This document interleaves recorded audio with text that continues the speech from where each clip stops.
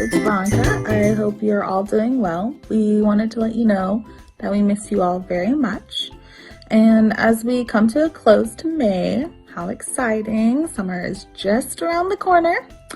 We are also coming to a close to our current series of Way Out the West, which will be wrapping up today in today's lesson.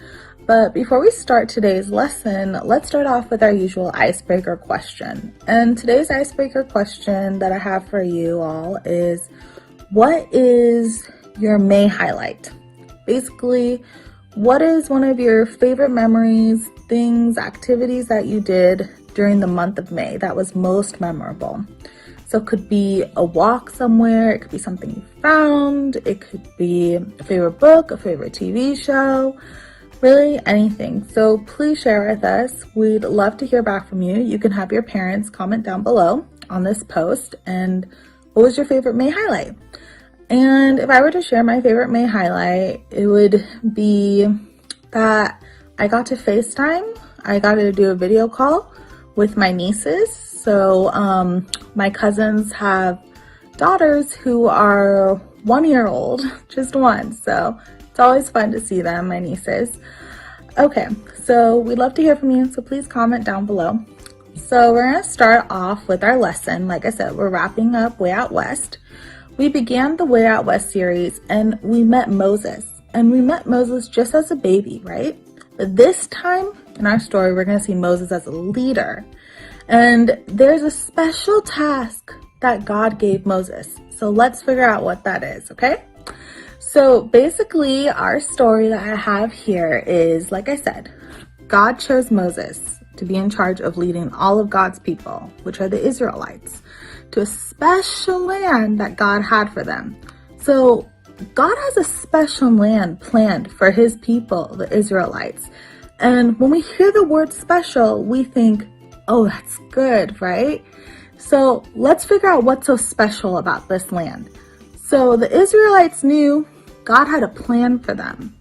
And God promised that this special land would be filled with milk and honey. And that's basically great for growing food, right? Sounds like a pretty sweet land, a land where you can have harvest, you can grow your vegetables, your fruits well, basically a really healthy land. And God told Moses to choose 12 men to find out what this special promised land was like. So Moses was wondering, okay, I want to figure out about the land first, the special land. So how many people are living there? Are there many? Are there a few? Are the people weak? Are the people strong? So after 40 days, that's a lot, 40 days of traveling and looking at the new land, the 12 men finally returned to Moses. And the men told Moses they had seen and shown him big and yummy fruit of the land. And basically they're telling Moses that, okay, this land is pretty good, it's pretty healthy, but there was a huge but to this. The men shared that the people that lived at that special land were very strong, and the cities had tall walls around them. So it sounds a bit scary, right? But most of the men, they were so scared and got everyone around them to feel scared too. But out of the 12 men, only two weren't scared. And those two men's names were Joshua and Caleb. Now, this is very important about Joshua and Caleb. They specifically told Moses that they should go and take the land. Even though that the land is filled with high walls, strong men, Joshua and Caleb are telling Moses that they believed God had a plan for them. They really believed that.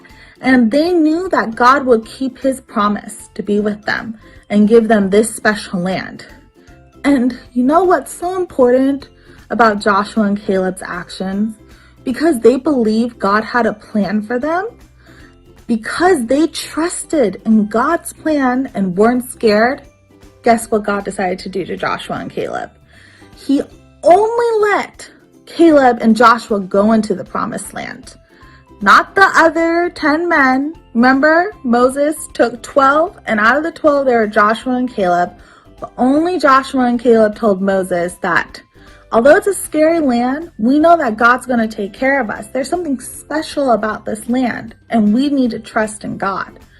And because of that faith that Joshua and Caleb had, they went into this special land by God's permission. He did not let the other 10 men go in. God loves his people. We have to remember that. And we have to remember God has a good plan in store for us. And although at times things may be scary, we need to really trust in God that he'll take care of us. He knows what's best for us. There is a timing all the time, and we need to trust in God's timing. God may be saying, this isn't the right time right now. Or God may be saying, hold on, I have something better planned. Just be patient. Just wait. Or trust me. Today's memory verse, it comes from Jeremiah. Jeremiah is found in the Old Testament, and it comes from Jeremiah chapter 29, verse 11. And this memory verse that I'll be sharing with you guys is one of my absolute favorite memory verses. And I really want you to take some time to look into it and to understand what God is saying about the plans that he has for you, for your parents, for your brother, sister, for me. In Jeremiah 29:11, it says, "For I know the plans I have for you, declares the Lord." Who is the I? For I know the plans I have for you. The I is God.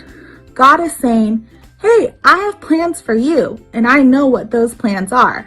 And let me tell you, those plans are, let me continue, declares the Lord, plans to prosper you and not to harm you. Plans to give you hope and a future. So the plans are to prosper us, right? And the God specifically says not to harm us, but to give plans for a hope and a future. God is saying, I have a plan for you now, in the present, I had a plan for you in the past, and I have a plan for you in the future. And all those plans are to prosper you, to give you hope, and there's a future ahead of you, and those plans are not going to harm you. Because why? Because God always takes care of us. So remember, God loves each and one of you kids, even your moms, your dads, myself, and he has a plan for us in store. So really take some time to really look into this verse, Jeremiah 29:11. Feel free to go over with your parents the story about Joshua and Caleb, how they exercised their trust and faith in God into this special land. And I also wanted to share with you kids that it's okay. It's okay to be scared. There are times where things will get scary, no matter how old you get, okay? But you need to trust that God will take care of you, because God is everywhere where you go. And if you're scared, it helps to sing a song. It helps to pray about it, because kids, God loves when you talk to him, and you can talk to him wherever, however. You can talk to him in the day, the night.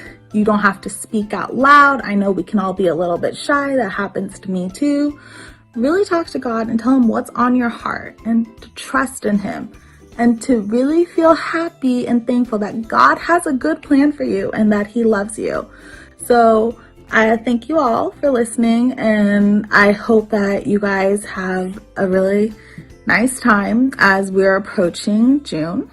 And don't forget to share with us your special highlight of May, and we hope to all see you soon. We love you very much. God bless.